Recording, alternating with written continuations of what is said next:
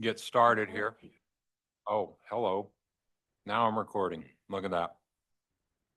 Well, we'd like to welcome you to the TAC meeting at Wasatch Front. My name is Matt. Apparently I'm going to be conducting the meeting today, so here we go. Wish us all the best of luck. So the first thing on the agenda today is the meeting minutes from October 16th, 2024. I'm assuming we need an item or a motion to approve those meeting minutes. And we'll entertain that motion. Anybody? I'll make a motion. There we go. Murray City. Trey, Murray City, motion. Do we have a second? Second, Kevin with UDOT. Any discussion on that? Anything there? Seeing none, we'll call for the vote. All in favor, say aye. Aye. Aye. Are there any opposed? Seeing none, I get the motion passes for the meeting minutes. Next thing on our agenda is we have a UDOT project report from Kendall Draney. So we'll turn that time over to Kendall and go from there. Thank you so much. All right, we'll get this started. So today we came to talk a little bit about our upcoming season for construction. Let's see if this could work. So this is the 2025 construction season. I'll go through some of the projects. I have listed up here all of the projects that are happening closer around the Salt Lake Valley that you'll be able to see.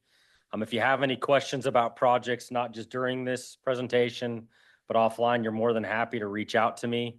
I'm more than willing to happy to answer any questions that you have about our projects for this next coming season. So the first sets of projects I want to talk about are our major capacity projects. Some of these are currently under construction. Some will be starting under construction this year. So the first project that we have is our Bangor Highway South interchanges.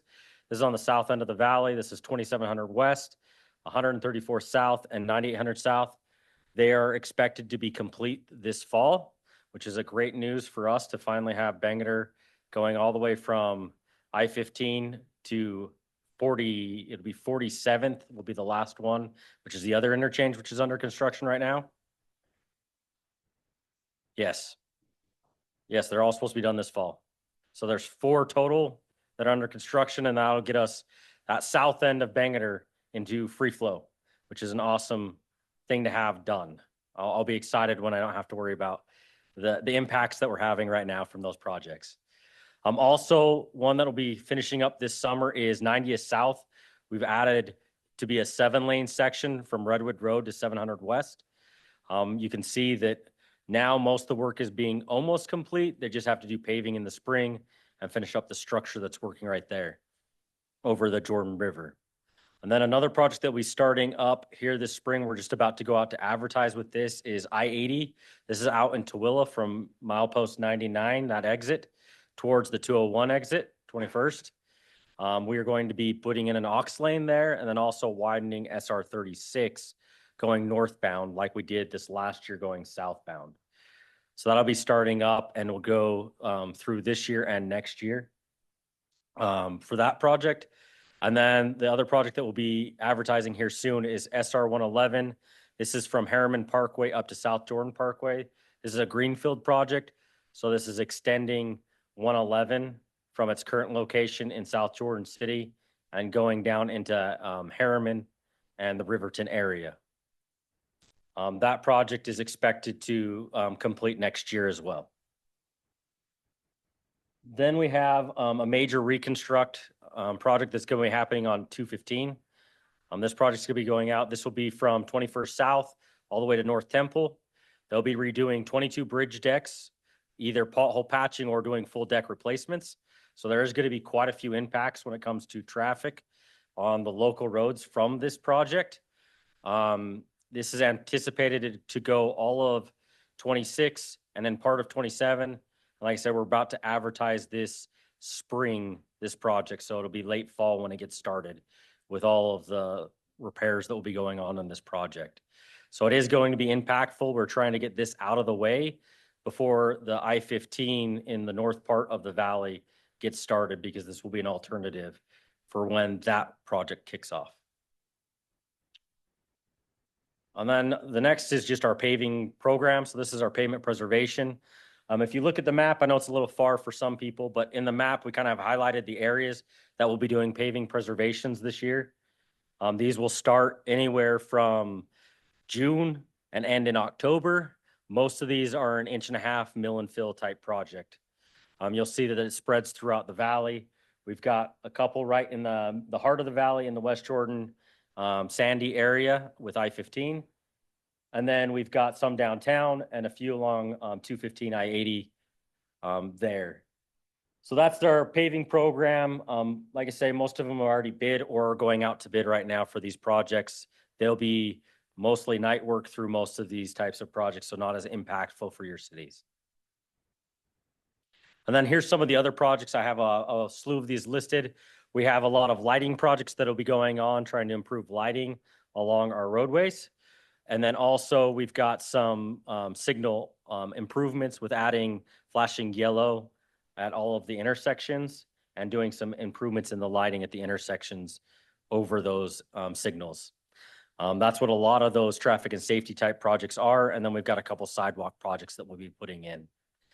And then something to just make sure that everyone's aware of here as well, I-15 northbound at 2100 North, we're going to be widening one of those ramps over the summer. So that'll be another one that will be impactful for that soccer complex area that's up in that area that we'll be working around. Uh-huh.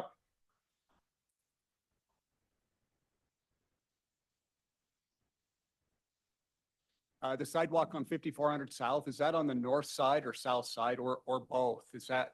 So this is in the river bottom, and the intent is through the Murray part of it, trying to capture down that south side of the roadway.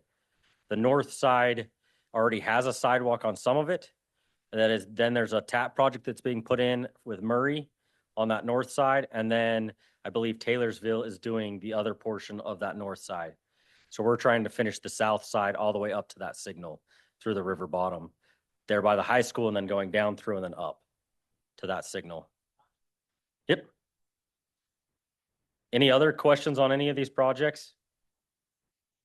Like I say, I know I'm going through them fairly quick. I'm trying not to give too much details because I don't know what everyone's interest level is on those projects, but please reach out to me if you want to know anything more about any of these projects. If you do want more information, we do have one-pagers for each of these projects that kind of explain the intent, the goal, what's going to be happening on the project, rough schedules for them. If you go to that STIP app link that's up here, you'll be able to go search the different types of projects, either our paving program, whatever it is that you'd like to find out. Or we also have a UDOT projects page that shows all the projects that are under construction with a little pin that gives you basic information about the project, as well as those that are in design. So you can kind of see what may be coming in future years, not just what's happening this year for construction, to see how that may impact some of your projects that you're doing inside your city limits and boundaries. So with that, that's all I had to present from an update for our 2025 construction season. Does anyone have any questions about any projects that UDOT will be putting on this year?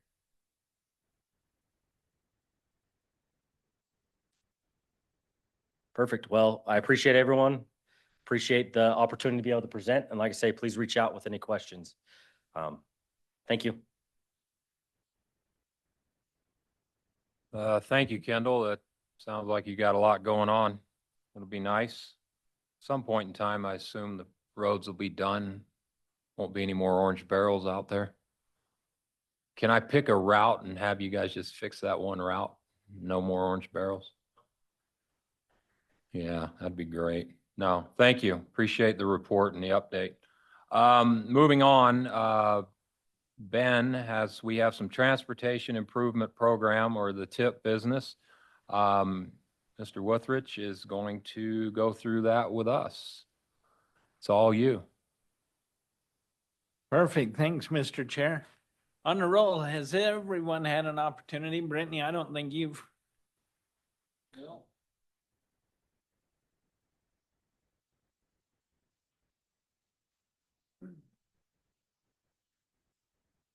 Terrific.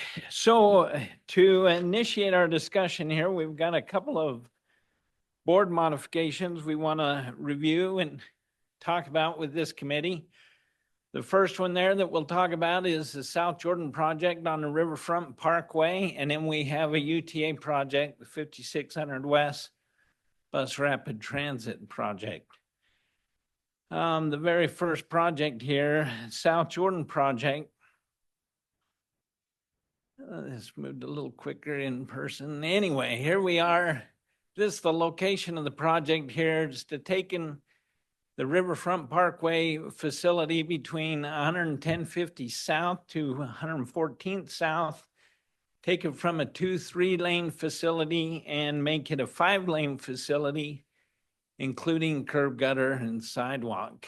Many of you will recall back when this project was presented to the technical committee, back when it was under evaluation and being recommended.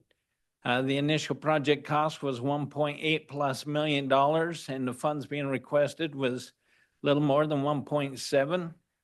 Those funds were recommended for the project, and the project was moving forward. As the project moved into the design of the project, here's pictures of the existing facility there. It was identified that rather than the $1.8+ million on the project estimated cost now was going to be $4.8 million. And the biggest reasons for that was the cost of right-of-way, the impacts to the intersection there at 114th South, and the overall project cost escalation from the inflation and the market conditions as we're familiar with. So South Jordan is requesting that we program an additional $1.4 million in urban STP, and then they are bringing $1.6+ million of local funds to this project. That'll give us a total project cost of $4.8+ million so that this project can move forward and anticipate advertising quickly. Is that correct? Yeah. Any questions on this project? All right.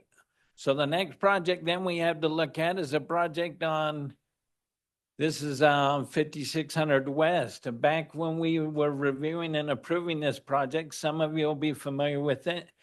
It was back in 2009 that we were reviewing this project and programmed it in 2010.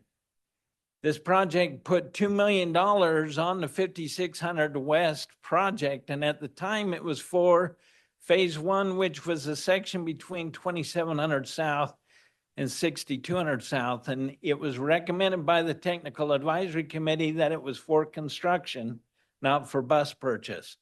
And so it was set aside and it was earmarked for that specific reasons. Since that time, I don't have a picture or slide. Back then, we used slates when we were identifying the project. So this is from a request just a couple of years ago. The project now has escalated from a BRT project to an express. So this is the 5800 or 5600 West Side Express bus service transit, but this is the intent of what the project was, only this is expanded out to the full scope of the project. The request before us today is to take the money that was programmed. So back in the day, or back at this time here, just a couple of years ago, estimated project cost is $76 million for the full thing. And they were requesting $5 million. But that was just recently. The $2 million that was programmed back in 2010, they're requesting that we move those funds to take care of the CNG facility for the 5600 West buses. Now, when this project was all identified and was being prepared and the funding's been pretty much secured, correct, Alma?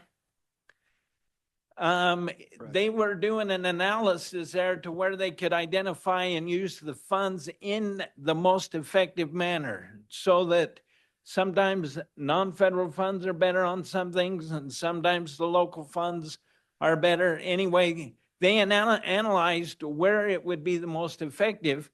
And that is why the request for moving those $2 million that were programmed for the facility to do the CNG vehicle support. Then there are funds that are identified that will take care of the construction part of the project.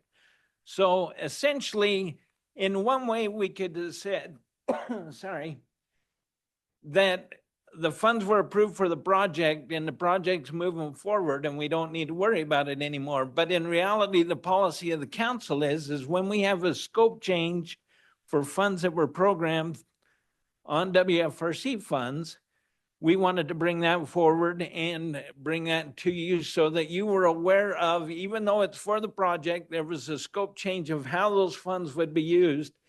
But the part that we've recommended for will be covered with other funds. Does that kind of make sense? So the project's moving forward, just the intent of these monies are changing the purpose. Okay, I'm a little dense, Ben.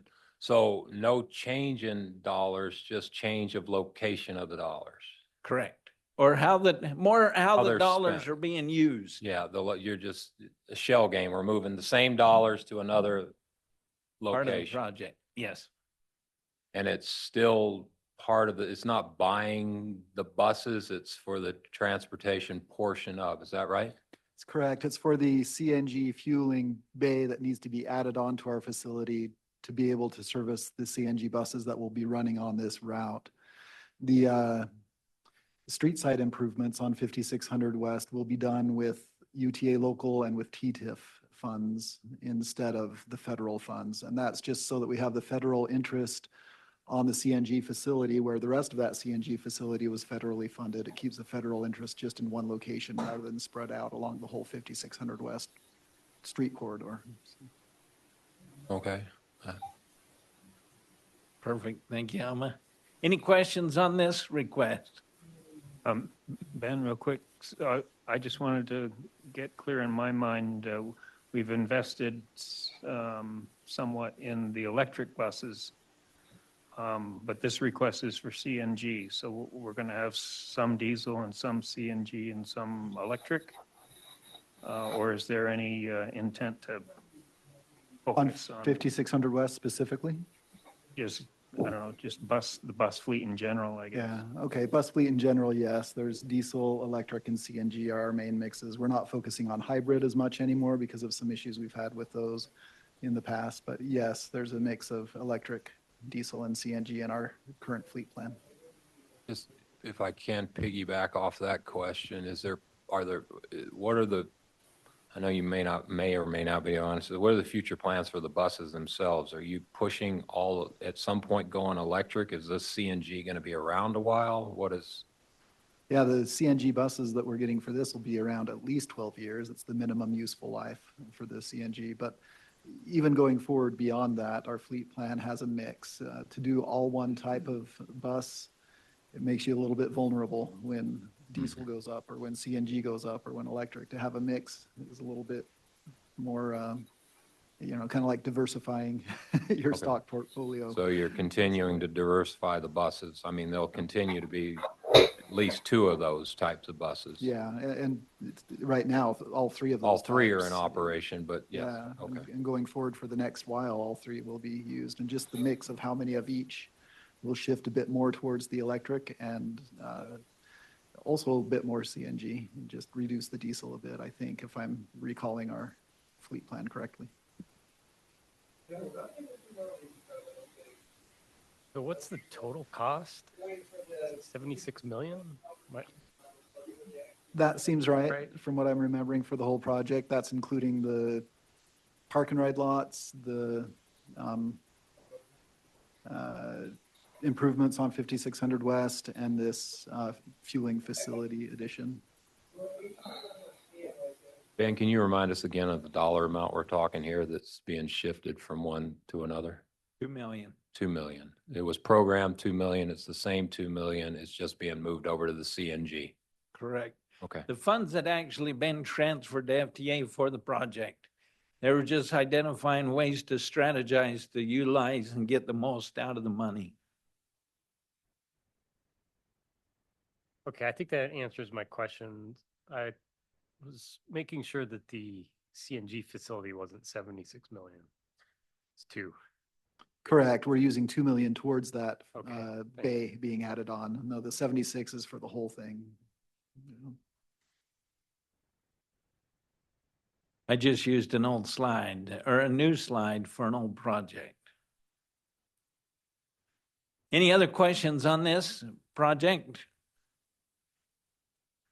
Mr. Chair, those are the two requests for board modifications. Okay, then we're looking for action on these, I'm assuming for approval or not, so we'll bring it up. I will take the first one, the South Jordan Riverfront Parkway. Do I have a motion for approval on this item?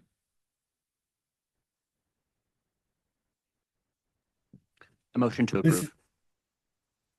Okay, we have a motion to approve. And what was, can you, Pat Anderson with the MSD. Chad Anderson? And do we have a second on that? I'll Kobe second Wilson, that. West Valley, Trey, second. Murray City. We have a second from Trey at Murray City. Any more discussion on the motion? Online or here in the room, anybody? Seeing none, we'll call for the vote. All in favor? Aye. Any opposed? Okay, that motion passes. We'll move on to the second one, PIN 7650, the UTA. This is the $2 million that we just discussed.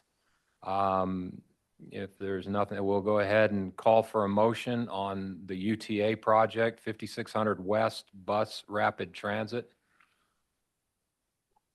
Motion to approve. This is Julianne Sabula, Salt Lake City. I move to approve. We have a motion to approve. And do I have a second? Eric Lundell, Draper City. A motion to approve. We have a second. That was a second, correct? Yes. From Draper, second from Draper. Any further discussion before we call for the motion? Okay, seeing none, we'll go ahead and call for the motion. All in favor, say aye. Aye. Aye. Any opposed? Seeing none, that UTA 5600 West has been approved by the committee. Okay. And Ben, I have review of list of concept reports. Okay, Yes, we'll turn please. it back to you. Thank you, Mr. Chair. Thank you, everyone. So as you'll recall, last fall, we requested letters of intent, and then from that list of letters of intent, you were encouraged, or project sponsors were invited to prepare and submit a project evaluation concept report. This list is a list of all those projects that have been received.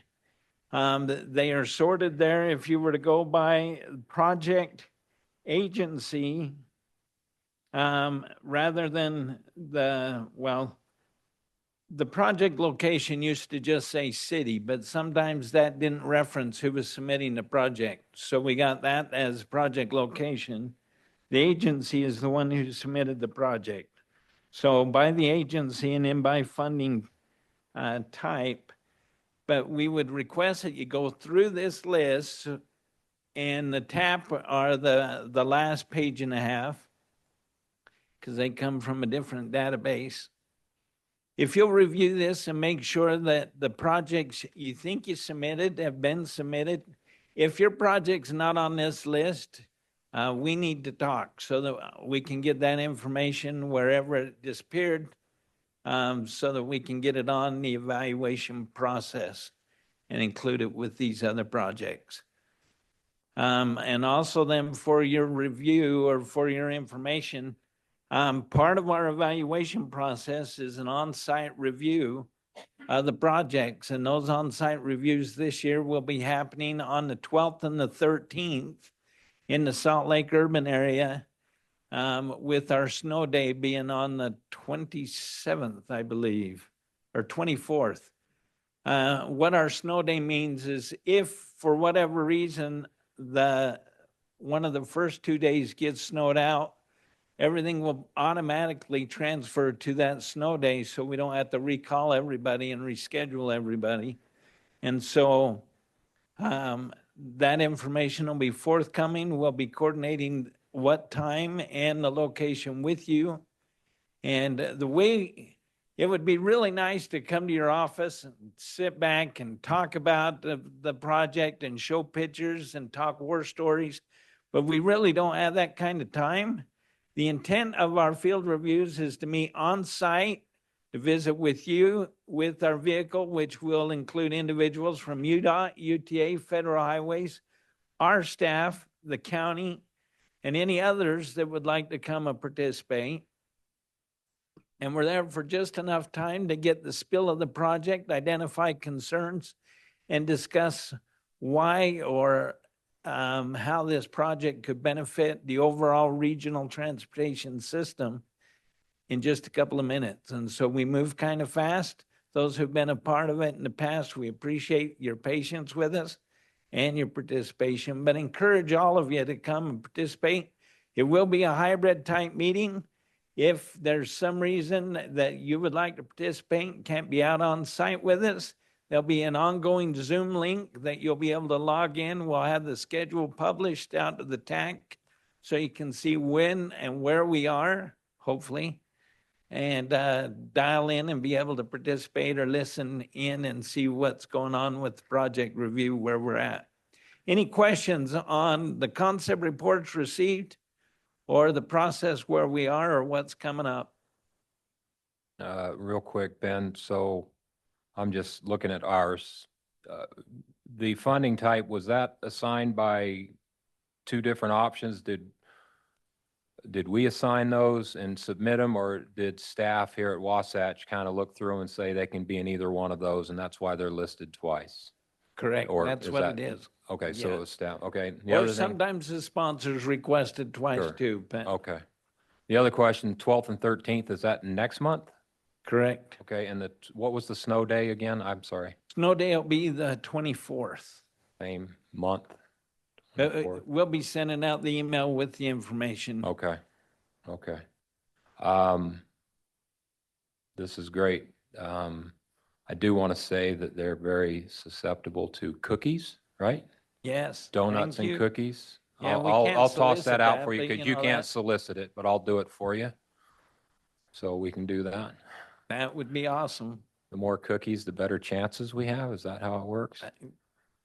Maybe something similar to, no, I'm just kidding. I didn't say it. All right, thank you, Ben. Are any other questions on this from anybody here in the office or online? Okay, thank you, Ben. Thank you. UTA is not going to be doing a thing. So right now we're at a presentation by Murray City, Christopher Z. Yep, Zwislak, that's good. There Sorry you I go. can't be there in person. I appreciate the TAC and Ben and for allowing me to host this online. I broke my leg. We're going to call it a case study in ADA compliance. So, but I definitely have been struggling, and I really appreciate Trey as well for bringing the goodies for the meeting today. So I'm going to share a presentation right here. Let me know if you can see it. And then I'm going to, do you see the whole screen? Yeah, you look good. Perfect. Okay. So when we were asked last year to present on some projects for Murray City, or present to this committee for Murray City, kind of took a thought about some of our recent experiences. We've had 3 recent projects, and kind of what was it, kind of just talked about earlier with the South Jordan project you voted on. You know, right-of-way acquisition can definitely increase the price of your project. And so what I wanted to do is highlight 3 projects where we did and did not use public involvement as part of the right-of-way acquisition.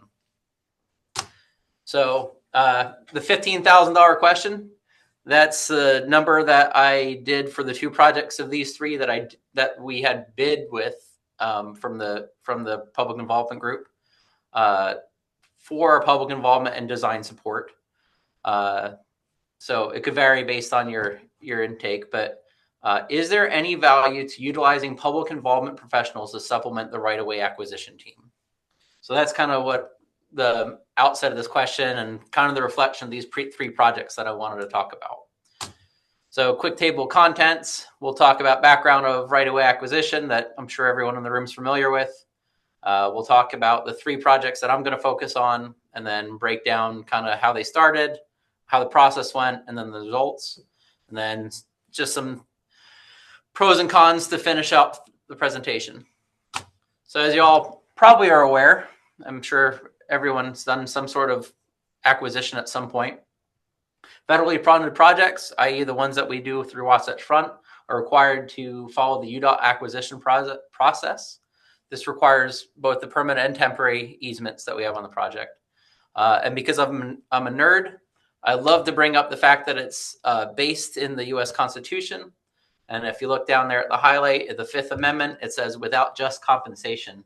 My favorite part is here on the next slide. Step 2, we did not go far from the naming convention. The letter that we provide to a resident or owner is called the just compensation letter. But this process is way abridged from the UDOT operations manual for right-of-way acquisition. But in general, you bring on the surveyor, you have the engineer and design, you get approval from the right-of-way packages, they go to your agent, they provide the just compensation letter. If it's over $1 threshold, they'll go to an appraisal. Step 3, the agent will work with the acquisition for the owner. And if they sign those, everything seems great. You send it to UDOT, it's approved, that's great. The downside is if it's not approved, you got to wait like a 30-day timeline for the 4 options letter. But essentially the 4 options lays out four options that we can do. One is continued negotiation, i.e. administrative settlements, instead of payments to say, hey, if you sign today, we'll give you an extra $500. Wouldn't that be great? Mediation and a second appraisal, arbitration and hearing through the ombudsman. And then the last is the dirty word, litigation, condemnation, and eminent domain. So, and then the remainder, the last 4, 5, and 6, those are kind of everyone's signed, everyone's happy, or at least satisfied, as I like to say. And then these are recorded, they've got their money. The focus of this process is steps 1 through 3. And we'll talk about our projects. So we've encountered, at least here with Murray City, and in general, a lot of these agents aren't engineers. I've had some brilliant real estate agents. These aren't commentary necessarily on the work that they do. I think they do a great job. They have a really difficult job. And one of those is they're not engineers or surveyors. They don't know the layouts. You know, they can show a nice map with an aerial, but ultimately when it comes down to design questions and how their property looks, that's one of the biggest conversations that I seem to have time and time again with the residents. The other challenge that I see with this is they typically bill per property or per acquisition service. If you're doing, you know, a quit claim deed, you know, it's going to cost this amount of dollars. They're not charging per hour. So if they're having to do multiple visits to the property, that's hurting them. And I preferably like to keep, you know, good agents in line and keep them earning money and coming back. And in the long run, in my mind, that saves us all money. Because if they find they're going back 10 times for a negotiation, well, that's money out of their pocket. And either we have to change order or they eat the cost, which isn't good for either. Because of federal restrictions, betterments, you could definitely have a resident who wants something different. That can challenge the negotiation. The agents obviously will go back and forth with the cities, but we need to discuss that as well. And then the other challenge, and the biggest one, is the condemnation process. We want to try to avoid that at all costs, in my opinion, because it can delay a project 6 months to a year, or even multiple years if it really goes through true litigation. So, a couple more specific to Murray. Negotiations can drastically increase acquisition costs. So, like I said, over a certain threshold, we will do an appraisal. If the resident doesn't accept the appraisal, they're welcome, obviously, to go hire their own, but then that gets paid by the city. So if we spend $5,000 for an appraisal, then we just spend another $5,000 for an appraisal. And if the acquisition is $20,000, we just throw out an extra $5,000.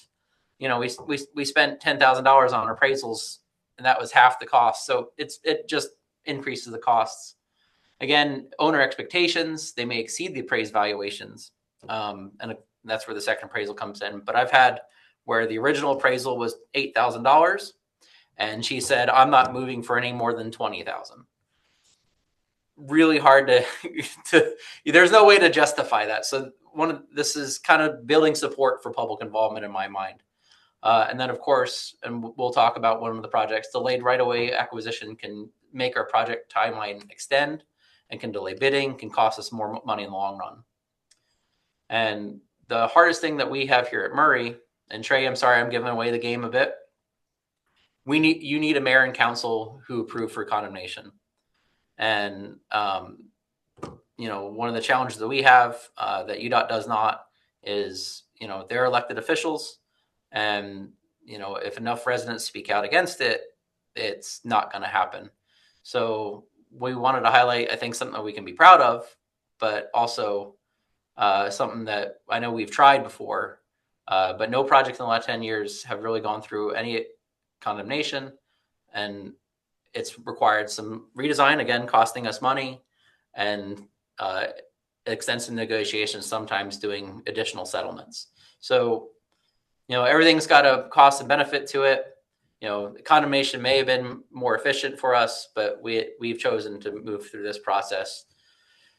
So we'll go through the 3 projects that we've done. So these are 3 projects. Again, thank you, Ben, TAC committee, for helping recommend these. So we've got our Vine Street project, which was a widening / active transportation project from 1300 East to Van Winkle that we did in 2021. It ended with 30 partial acquisitions of residential properties. And it was primarily low density residential, some R18, R110 zones, you know, standard single family. Our second project is a 5300 South in College, just west of I-15. 335,000 in acquisitions, but this was 5 partial acquisitions and strip takes. The biggest challenge with this was they were commercial properties. This is one that we said, you know, we don't have a lot of acquisitions to take. We're not going to really reach out with public involvement. We'll kind of do this on our own from the city. And the latest one that just barely went out to bid last fall is our 700 West Winchester. And that was a total of 7 partial acquisitions and strip takes. We spent about $150,000 in acquisition. 2 of the 4 corners were low density residential. This is an intersection widening project, as was the 53rd and College. And 1 corner was Murray Parkway Golf Course, which made it really easy. We didn't have to worry about acquiring anything there. And then the last corner was a commercial mobile home park with an HOA. So, went the wrong direction, pardon me. So we'll start out with Vine Street. So this is really where this concept of bringing public involvement into the design process kind of kicked off for us, and where we're still feeling our way, but where hopefully you can take a few lessons from our experience. So Vine Street, we did in 2016 a environmental document, you know, to cover from 9th East all the way to Van Winkle in 2 phases. And it brought out hundreds of people in opposition to the project. There were actual printed banners put on the side of the road saying "Save, not pave." There was an online petition, as you can see here, widen Vine Street with almost 1,200 signatures. And, you know, it went so far as that the residents went to their senators. They went to Carlos Braceras. They petitioned to Wasatch Front. They petitioned our mayors. They went as far as they could to try to shut this project down, despite being the need. As you can see in the picture on the top right-hand corner, there was no sidewalk. The other side of this was an open ditch. There were big, massive trees everywhere. Very limited shoulder, no center turns, no bike lanes. We were trying to make a nice corridor to provide, especially because it was adjacent to an elementary school, excuse me. So that's kind of where we started. We brought on Kimley Horn as our designer, and this is where we really kind of got our minds set with the concept of bringing public involvement into the process. So the initial, we did a public involvement survey. You can see it there on the right, and then you can see the online survey results there at the bottom. So we did a general public outreach. That helped us kind of narrow our focus onto what the residents really wanted, work with our right of way, but also get more word out there. Because as I said, with the Save Not Pave and Widen Vine Street on this previous slide, there's a lot of bad misinformation going out there, and we had to take control of the narrative. So after the community survey, once we narrowed down our right of way, we started having our public involvement person had a lot of one-on-one meetings, and and I bring up 3 hours at tea. We had one resident, she had a very large acreage parcel. Her sister owned the large acreage parcel behind her. And, while 3 hours may not be beneficial for you or I to sit at, having that public involvement person there to sit with her for 3 hours and get to understand her concerns really put her at ease to the point at which we could do an acquisition. And in my opinion, it's also a little bit cheaper than, of course, with a right-of-way agent or, utilizing city staff. In this process, we did extend PI from design all the way into construction, so we had some continuity there. I'll bring that up later in the presentation. So the result of all this, we did narrow the right-of-way. You can see we went from 80 feet on that first slide to 68 feet. By doing so, we also reduced the initial right-of-way acquisitions from 44 to 30. But here's the really big thing for me. By having that public involvement agent, having that survey, and having those one-on-one meetings, we brought a lot of community buy-in. They all felt listened to, they all felt heard, and we got that down from a handful of vocal opponents, and all but one signed for right-of-way acquisition. And this is a key thing to know. One of the more vocal opponents was the first to sign. And that made a big difference for our project. The one that refused to sign, we ended up kicking the curb and gutter out in the design 1 foot further and avoided their property altogether. So I would not have wanted to do that for more than 100 feet, but we managed to just to narrow the shoulder, and then it all was well. So lucked out. I would say we had a very successful project, and all in all, I think the residents came around once they got the information from us. The second project was the College Drive and 53rd. We had, as I said, we had limited public involvement in design. We just sent out a lot of mailers, notices. Me personally, I went door to door with these 5 business owners. Again, they were all commercial properties. You can see in the lower left-hand picture, you can see the blue. That was the widening portion we're having. We're adding a dual left turn lane. This was a CMAQ project to reduce congestion at the intersection. We had an IHC office building, a law office, a medical condo with 16 owners, and a hotel that had split ownership between both India and the US, and then a credit union based in North Carolina. So for timeline's sake, this is one of the ones that I'm just going to give away the game. We had a real struggle with public involvement, not public involvement, but with acquisition here. Design began in summer 2021. And like I said, we didn't really utilize it in the design.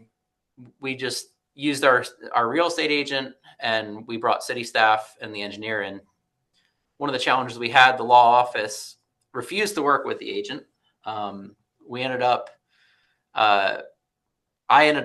Me personally, I would take the documents from the agent in the parking lot of the law office and bring it in to have the law office sign it and then bring it back out. There wasn't any slight or whatever. I just don't understand. Some people have different personalities. The hotel refused to sign. They were confused about the process. We ended up issuing a 4 options letter. They contacted the ombudsman, and we had a big meeting. Again, we're talking costs. We had to bring on outside attorney to work with our attorneys and meet with their attorneys. And it really delayed a lot of the acquisition and signing. End of the day, everything worked out good. And this goes back to where I think the value of public involvement is. They didn't understand what was happening, and the agent really couldn't describe what was going on their property. And maybe what I conveyed to them wasn't all as good either. The medical HOA, they had 16 owners, as said. They disagreed all over. They actually, the people on the roadside of the building didn't want the project at all. The people on the other side said, "Oh, I can't get out of the parking lot. This will be a great project for me."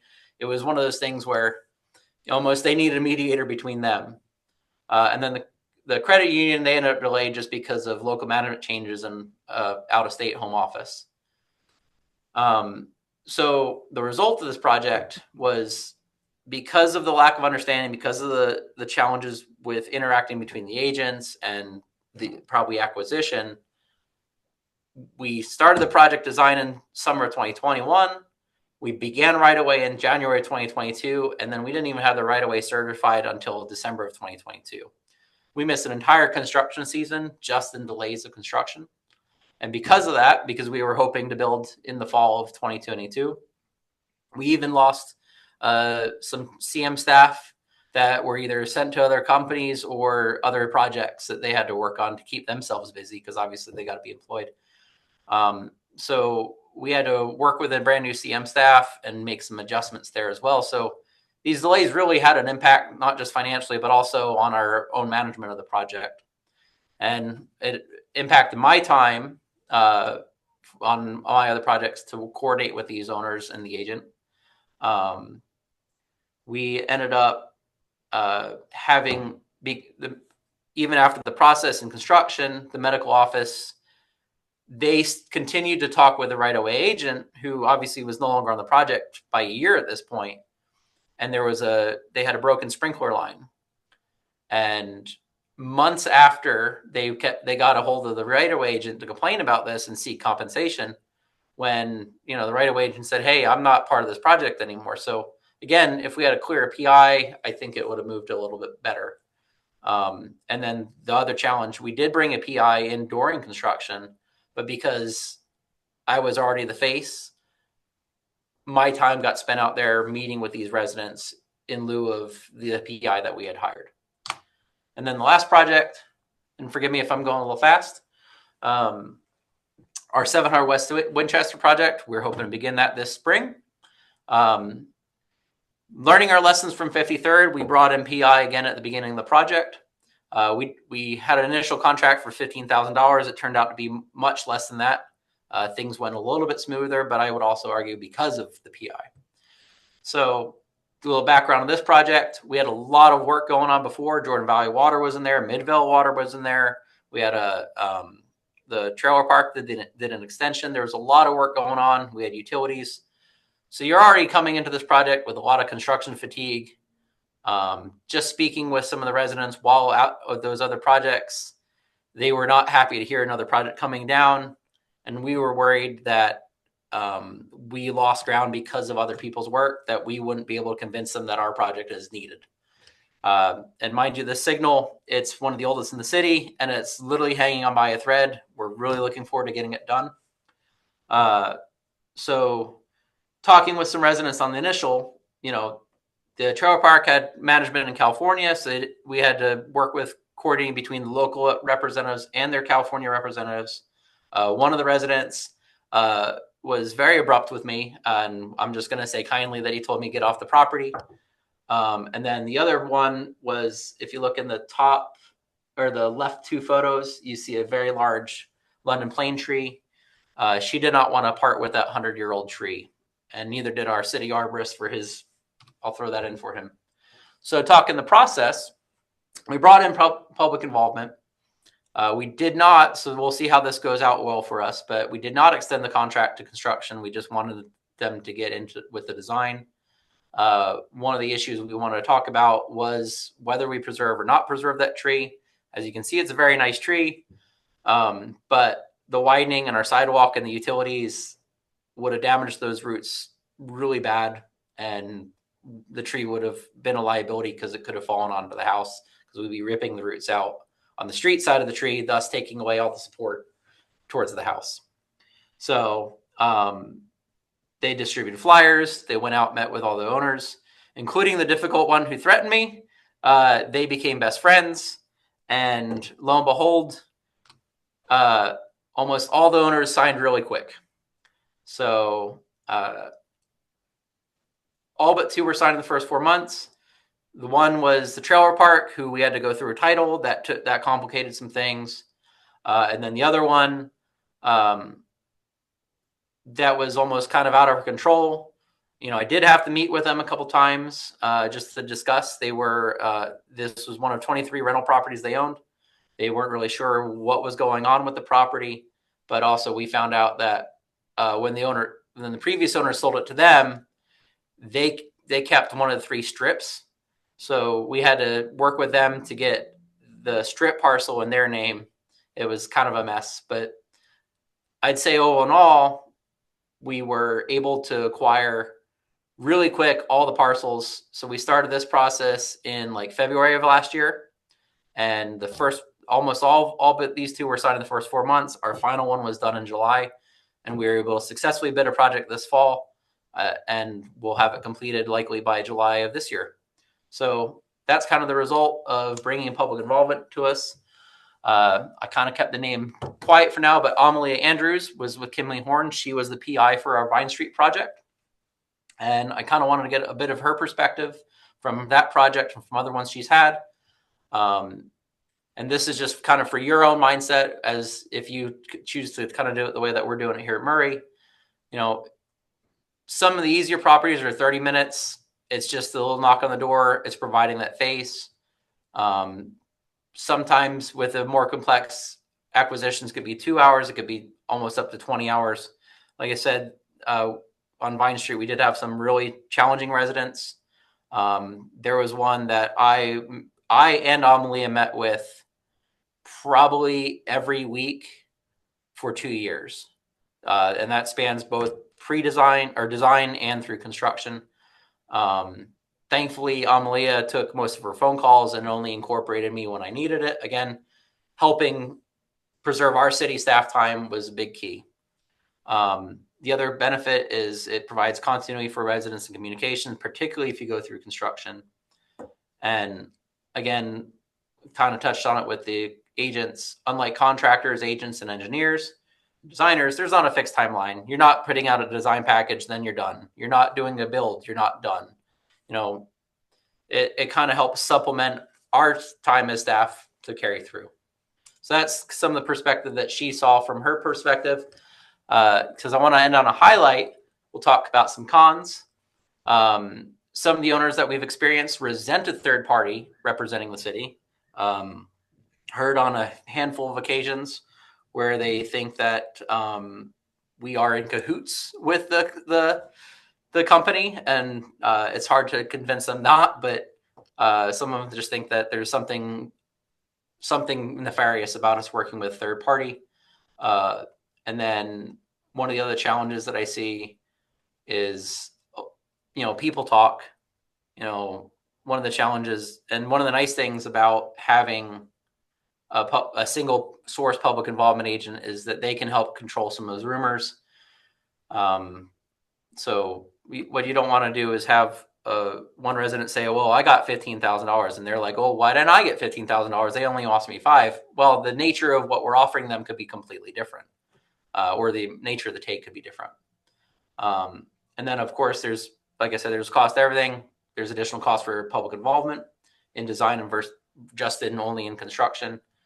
For me, I think, if you look at our Vine Street project, it costs us $15,000 in public involvement for design. And that includes everything. That was 5% of our acquisition costs. I think that is a well worth investment in my opinion. And then, again, with continuity, you might want to consider bringing the same PI firm in, because like with our 53rd and College, they kept coming back to me, even though I had a PI firm in construction. And then the pros, when paired correctly, It can provide great communication documentation to the agent and to the appraisal. Obviously, with those documents, you got to have everything that you've promised as part of your right-of-way acquisition. And then it also provides that long-term ear. Early outreach in the PI, in my opinion, can save money in negotiations, shorten delays. Again, their 7th West Winchester, we had almost the entire project closed up within 4 months and almost completely in 6 months. On the converse of them thinking nefarious with a third party, some residents with grievances toward the city like having that third party. So double-edged sword. They feel more at ease talking at the city because then they can trash talk you, but the PI agent can help smooth things out enough to get to where we need to be. And then the biggest thing that I keep focusing on me is it saves our time. We only have a staff of 3 engineers and 2 inspectors here at Murray City, and we're doing other projects as well. So if you got any other questions, that's the presentation. Any other questions from the group, both here and online? I'm just dying to know why it was a $15,000 question. Oh, because that was what it cost me to bring on a public involvement agent for my projects. So I said, I think results may vary, but that's what it costs for both our 7th and Winchester and for our Vine Street to bring on public involvement. Great. Christopher, thank you. Appreciate it. Yeah, appreciate you. Seems like you're a little busy over there, Trey. Keeping it going. Appreciate your time.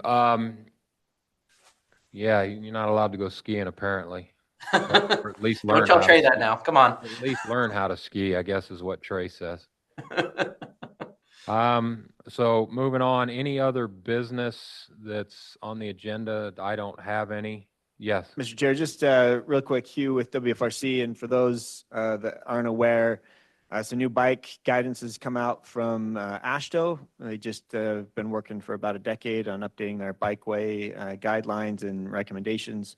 And at the same time, NACTO, the National Association of City Transportation Officials, have also released an updated bicycle guide and development. So if you want to check out those resources, highly suggest they have all the current best practices in design regarding bikeways.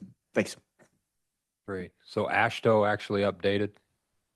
Did they add it to, is it an addendum to the Green Book or is it just a standard? I believe it's a standalone.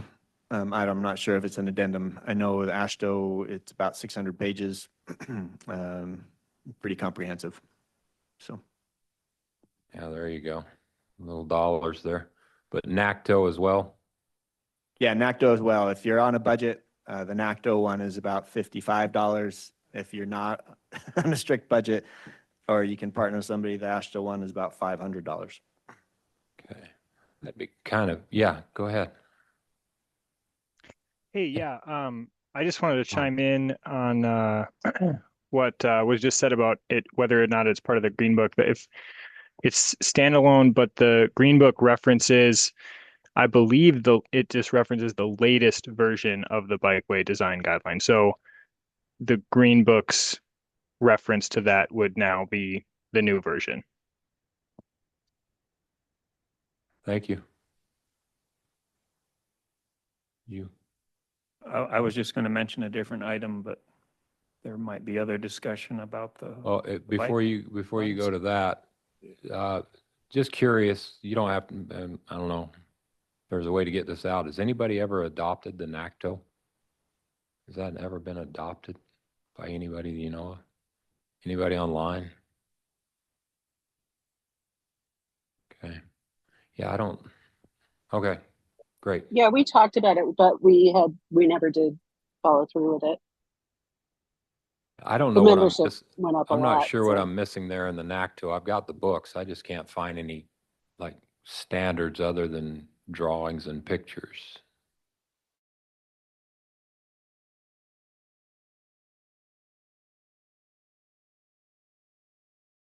Didn't mean to take a personal note there, but we'll move on.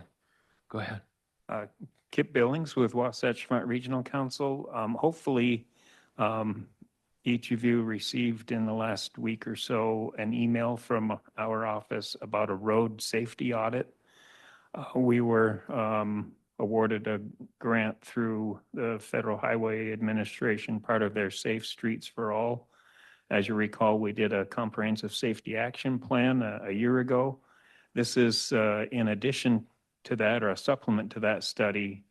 And so the letter, and I have copies here if you did not see that, was an invitation. If you've got a road project that's already in the program, or one that you're trying to get in the program, or maybe you have some plans for a roadway project that you're funding with other sources, this is an opportunity to have a professional team come out and do a field review and other meetings with you and your designers about different elements to put in that project that will make it safer, to reduce fatalities and serious injury crashes. So there's a local match that's involved with that. But for a small investment, we're hoping we can make some of these projects better and safer. So we're looking for letters of intent by the end of this month. So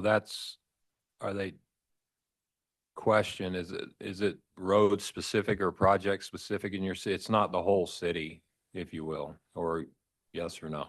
It's roadway safety. If that was your Yeah, I'm question. just saying, is it like road specific, or can you LOI for your whole city to have them come evaluate the whole? Or is These it are typically done on a corridor basis. corridor? So, yeah. So, and I don't know that there's limits on the length of it. Based on the size of the projects that come in, that will determine how many different projects we can study. But it's usually corridor specific. Could be, you can have more than one corridor, I suppose. What was the amount of the grant you received? We got, there's about 260,000 available to the consultant to do the studies. And then there's this participating cities would share in the local match, which is a 20% local match.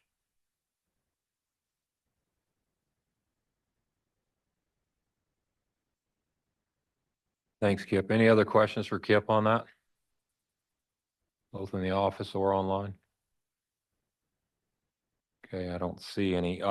Any other business that anyone can think of at this point? Not hearing any, we will just announce the next meeting is February 26th. And Riverton, you get to provide, you got a project report, but I assume you're going to bring good food as well. I don't know. Start cooking now. Start cooking now. Oh, Matt, you're doing it. Oh, that's awesome. It's good to see your name up there, bud. Anyway, we appreciate all your time. If there's nothing else, Mr. Withrich, we'll go ahead and motion to adjourn this meeting. Do I have a motion to adjourn, or do you like just staying here with me? I'll move to adjourn. Oh, somebody doesn't I'll want to be leave here you. with me. Oh, thank you. Do I get a second? There we go. All in favor? All right. Aye. Thank you, everyone. Appreciate it.